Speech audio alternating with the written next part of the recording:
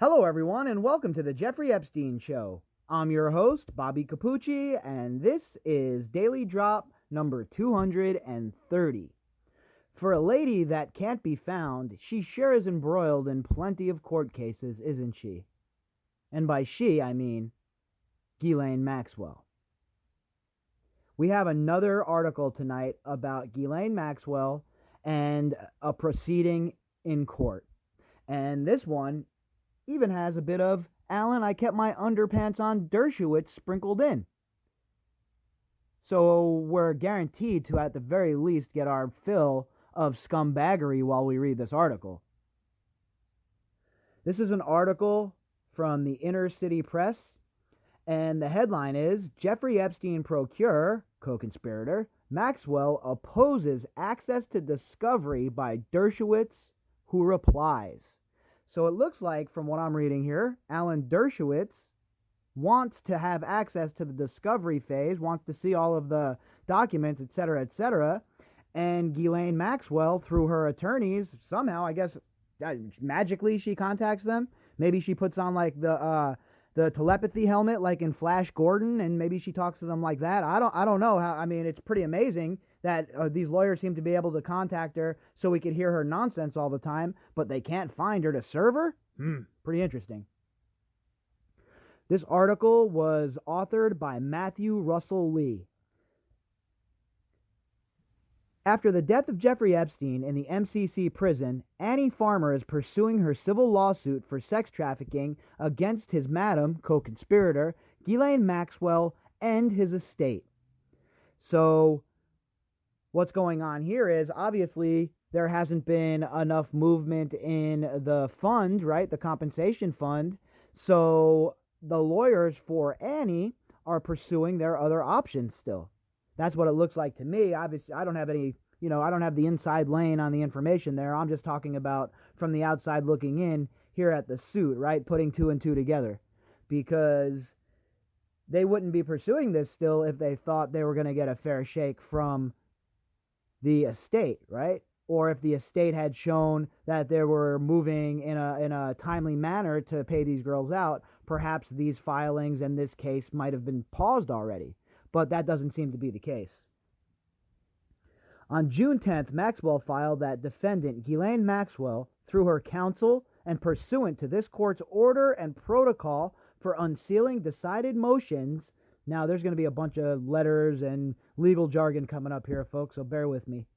DE 1044, as clarified by DE 1053, objects to the unsealing of the sealed items contained in DE 143 and related DEs 142, 144, 144-1, 149, 150, 150-1, 151, 152, 153, and 153-1. DE 172 and related DEs 173, 171, 173-1, 189, 190, 190-1, 202, 203, 204-1, 211, 212, 212-1, and 224. And DE 199 and related DEs 200, 200-1, 228, 229, 229-1, 284, 249, and 249-1. Folks, this is an article that you're definitely going to want to read yourself. So basically what's going on here are these are the depositions and documents that Ghislaine Maxwell is hoping to keep this unsealed, right? To keep this sealed. She wants to make sure that all of this stuff in all of these items that have been named stays sealed. So each one of these numbers that I just named coincides with part of the case, be it documentation or whatever it may be. Again, I'm certainly not a lawyer, so I don't know all the ins and outs of stuff like that, so I won't sit here and act like I do. But I highly suggest you check out the webpage yourself, the article yourself, at innercitypress.com. I will leave the link like usual in the description box, and there's a photo that you can click on and it shows you some of the documents, etc., and perhaps that'll give you a better idea of what's going on here as far as the legalese goes. But basically, in an overall broad explanation of what's going on, these are all different parts of the case that are sealed that Ghislaine Maxwell wants to have remain sealed. It is reminiscent of UN Secretary General Antonio Guterres covering up UN child rapes, except the UN's rapes are in the DR Congo and Haiti. Jeez, man. What a world we live in. And that's a whole nother topic for another time, but the UN has been involved in some seriously disgusting and gross situations when it comes to children in places where they're supposed to be peacekeeping. I have read some stories that have made my stomach twist in knots in disgust about some of the behavior of some of these people. And it's crazy to think that this is going on on so many levels around the world, that so many people are caught up in situations like this, the sex trafficking ring that these survivors were caught up in. It's I don't even have words to explain how angry it makes me. Now, on June 18th, Alan Dershowitz has filed this. In brief reply to Ghislaine Maxwell's letter submitted yesterday, ECF number 1059, Maxwell's position is the height of impracticality. The evidence Professor Dershowitz seeks from Roberts v. Maxwell is clearly discoverable given the overlapping allegations in the case at issue, and she does not and cannot argue otherwise. So it looks like Dershowitz is looking to get discovery here in the case as well, looking to get these documents.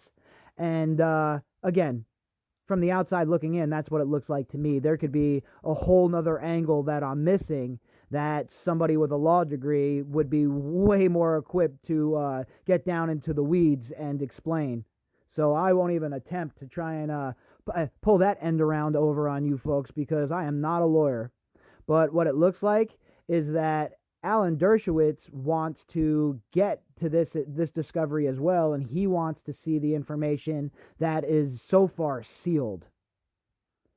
Indeed, Maxwell ignores that the materials sought are in the custody, possession, or control of plaintiff Virginia Roberts, whose position is that she will need relief in order to be able to produce any materials the court deems to be relevant to her lawsuits with Dershowitz. So this is all about Alan Dershowitz and his battle with Virginia over Virginia, credibly accusing him of what she accused him of. So he's using this civil lawsuit that Maxwell is embroiled in, again, navigating the legal system like only somebody like Dershowitz knows how to do, and he's using this situation between Ghislaine Maxwell and Annie Farmer and some of the other survivors to try and get access to the documentation in this case as well. Say what you will about Dershowitz, and oh boy, there are a lot of things that we can say, and most of them aren't suitable for the podcast. But one thing he is shrewd, and another thing is he is a guy that knows how to navigate the muddy waters of the legal system. Maxwell likewise ignores that at least until the court rules otherwise upon a motion related to specific materials, Dershowitz will comply with the existing protective order. Instead, Maxwell apparently seeks to force Dershowitz and this court to litigate piecemeal each and every individual subpoena for materials from each and every witness in the Maxwell case from whom testimony and documents is sought. Maxwell seeks to force this path while making no showing whatsoever that discovery materials Dershowitz seeks from Roberts are not fairly in Roberts' hands and discoverable, or why they would not be discoverable from Maxwell herself. Maxwell incorrectly contends that there have been 3 unsuccessful prior attempts made by non-parties to gain access to documents in Maxwell ECF number 1059 at 1-2. So I guess what he's saying here is that Maxwell's team is incorrectly saying that the documents from the that are involving the non-parties, they've been asked for 3 times, 3 unsuccessful prior attempts made by the non-parties. And according to Dershowitz or his lawyer here, He's saying that that is untrue and it's a bunch of BS. She characterizes each of these attempts as failed and then states that this court's decisions somehow are the law of the case. Yet, the very standard she cites in her response provides an exception that clearly applies here. ID at 2. As this court knows, the Second Circuit Court directly to the issue of confidentiality and unsealing of documents in this case, and specifically vacated 2 of the 3 decisions cited by Maxwell. Brown versus Maxwell, 929 F.3D 41 and 44, 2nd District Circuit Court, 2019. The same ruling uprooted the 3rd opinion mentioned by Maxwell, the so-called sealed option, by rendering unreasonable any reliance on the confidentiality designations associated with the protective order. In Brown versus Maxwell, the Second Circuit Court unsealed the summary judgment motion and ordered particularized review of remaining materials for the purpose of unsealing. Maxwell, 929 F.3D at 44 and 45. Boy, I'll tell you what, I'm not even going to take a shot there. That's a bunch of legal jargon. It looks like, to me, again, not a trained lawyer by any means of the imagination. I took a criminal law 101 class in college, if that counts for anything, that I remember nothing of. But from where I'm sitting, again, it looks like Dershowitz is trying to use loopholes and technicalities and trying to navigate the legal system like usual to make sure things bounce in his favor. As this court well knows, the summary judgment briefing contained many of the discovery materials that were protected by the protective order the parties supposedly relied on in making the productions. Yet the Second Circuit ordered these materials released to the public, not just to another party willing to follow the protective order, as Dershowitz proposes here. In doing so, the court made it clear that any reliance on the confidentiality designations made to discovery was not reasonable. This is hardly plowed ground. ECF number 1059 at 1. For these reasons, Dershowitz respectfully requests that the court proceed with a pre-motion conference regarding his access to discovery from Roberts versus Maxwell. Respectfully submitted, S. Howard M. Cooper, Howard M. Cooper. So basically, from where I'm sitting, it appears that the main thing here that Dershowitz is looking for is access to this documentation. He wants access to the sealed documents as well, it looks like. So I'm guessing that he is one of the named non-parties in the suit, or one of the people who has their name redacted. Just a guess, but I'd say it's a good chance that that's possible. Back on April 16th, U.S. District Court for the Southern District of New York Judge Lorna G. Schofield held a conference on Ghislaine Maxwell's letter responding farmers' complaint, including that it involved lumping of issues. See below. And we covered this, right? And the judge said that she didn't agree that there was a lumping of issues going on, and that she thought that that wasn't going to be a valid response from Maxwell's team. Jeffrey Epstein's estate and executors Indike and Kahn are being sued by Jane Doe 15 and others. On May 22nd, U.S. District Court for the Southern District of New York Magistrate Judge Deborah C. Freeman held back-to-back conferences at 10 a.m. and 11 a.m. Intercity Press covered both. Epstein lawyer. The only reason the Survivors Compensation Program has not started is that the Virgin Islands Attorney General froze out accounts. Now the estate has reached an agreement with the Attorney General to be finalized next week. Judge Freeman advised parties to reduce or pause legal spending, says that if they later go forward, be ready for virtual depositions. She refers to a colleague judge's model protocol for virtual depositions, emphasizing she is not endorsing any provider. So what she's saying here is, if you don't take the money from the compensation fund, then be prepared for these virtual depositions where the questions will be asked and the court will get involved and the court will render a decision one way or the other. So that's what she's saying here. And it looks like there might be a little bit of commotion down there with the Survivors Fund, right? Maybe things aren't going as smoothly as we once thought. Again, I've always remained skeptical until, look, when I was growing up, my great-grandmother, God bless her soul, an Italian woman right from Italy, used to point to the palm of her hand, and she would say, until it's in the palm of your hand, you don't have it. And that's how I feel about this case, right?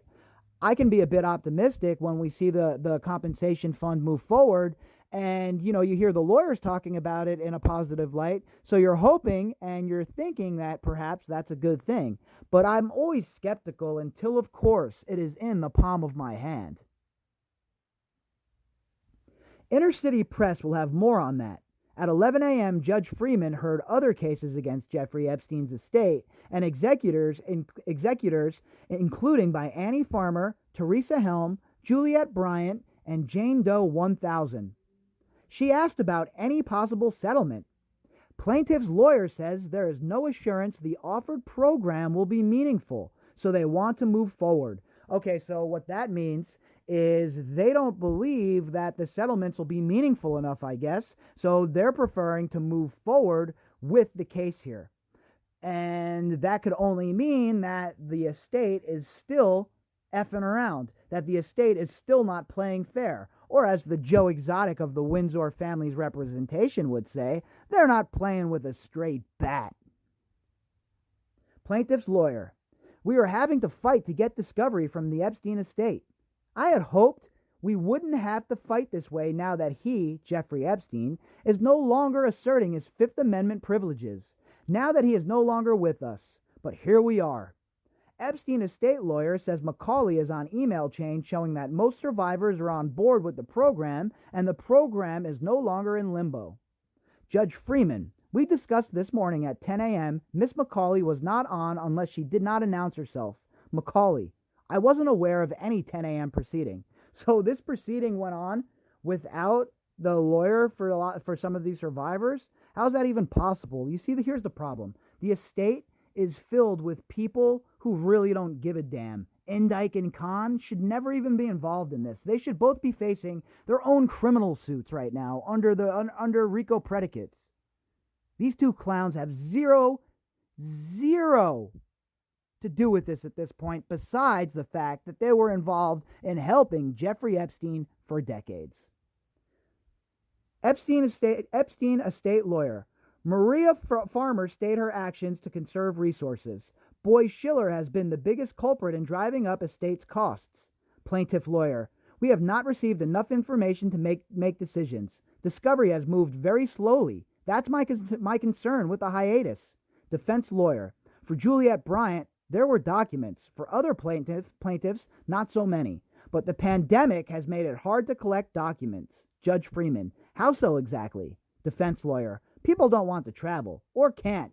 And again, that's what they'll try and do. Now, this gives them the perfect cover, right? COVID-19, the pandemic, this gives them the perfect cover to wrangle their way around the court, dick around, drag their feet, and try and make it look like, well, we want to do the right thing, but we can't get the proper paperwork out because there's a pandemic going on.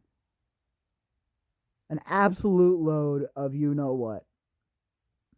Now Ghislaine Maxwell lawyer, Laura A. Menninger from Colorado speaks, says Maxwell is only charged with battery in New Mexico in 1996, says the program would moot out this whole lawsuit. Ghislaine Maxwell's lawyer does not refer to victims but accusers. And you see the tactics? That's the sort of thing they do and they've been doing. So Menninger is taking this sort of approach where she's being very aggressive, uber aggressive, and not even admitting by saying that they're victims, saying she's calling them accusers, right? Words matter in situations like this. And 100%, the tactic that's being used by Menninger is the same exact tactic that we've seen Dershowitz take and the rest of that team with the girls during the original arrest. The difference this time around? Well, there are hordes of us hanging around to call out their bullshit. We're not going to let them defame Annie Farmer and Maria or any of these other survivors anymore. That ship has sailed. They can try, but they're going to be met with great pushback.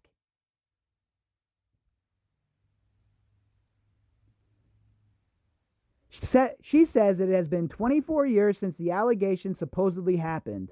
Macaulay, we have no idea when the SDNY investigation will be complete, so discovery should not be stayed.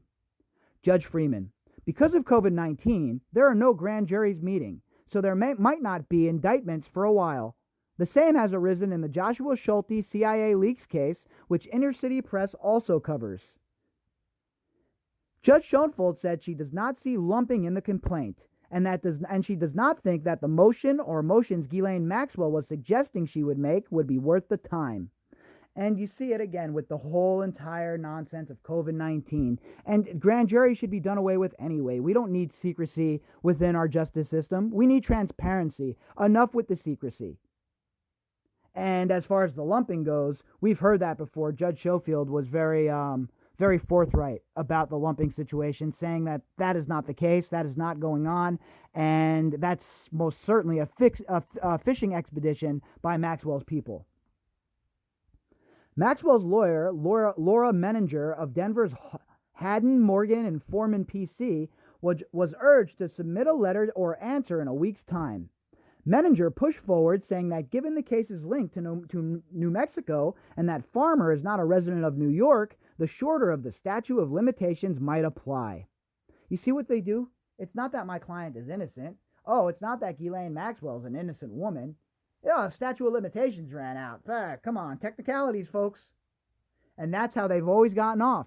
So that's the same strategy they're working with here. But again, it is not going to work. We are not going to let them get off with technicalities. That's why RICO is so important. Once the RICO indictments get slapped across these people, the party is over for them. They're going to be litigated into the poorhouse. Believe you me. If RICO indictments have mafioso in the poorhouse and asking for fatter envelopes, well, what do you think it's going to do to a bunch of clowns like this? Judge Schofield repeated that the defendants, also for executors of Epstein's estate, Darren K. Indyke and Richard D. Kahn, should file in a week's time. Inner City Press will continue to follow and report on this case. It is Farmer versus Indyke et al. 19-CV-10475. Schofield. So, folks, look, that was a very legalese kind of article, right? But it had to be added to the catalog. And I wish I could really get down in the weeds and explain it down to the very last detail. But this is certainly an area where I am not that guy. I don't make pretend I'm a lawyer for sure. And I didn't stay at a Holiday Inn Express last night either. So I am totally not equipped to get down in the weeds. But what I can do is read in between the lines, right? And what we all can do is understand the basics of what's going on in that article. And the battle is on for these documents. What do I always say? What do I always say about information? It's the most cherished currency. And you see Dershowitz digging here to try and get his fingers on these documents because for whatever reason he thinks that maybe it will help him in his other case. I don't really know. But when it comes to someone like Dershowitz and he makes a move like that, if I'm the attorney that is defending the survivors, I take note of everything that Dershowitz is doing. That way I'm ready to counter any sort of move the Crypt Keeper, Mr. I Kept My Underpants On, Dershowitz, tries to make. Because we all know this man is always trying to make a move. He's always manipulating. He's always operating in the back shadows of the courtroom. And then, if it goes to trial, the man knows how to litigate. There's no doubt about it. But to stench that, to make sure that that doesn't play a big part, the RICO indictments must occur. We must make it so painful for all that have been involved that they're falling over each other to flip. Anything to make the financial pain go away, and never mind the restitution afterwards. The government loves to seize properties. They love to seize assets. Unless, of course, you're protected by one of the three-letter agencies. If you'd like to contact me, you could do that at bobbycapucci@protonmail.com. That's BOBBYCAPUCCI@protonmail.com. You can also find me on Twitter at BOBBY_CAPUCCI. All right, everybody. Have a great Thursday night. We will be back tomorrow. Yep, doing it all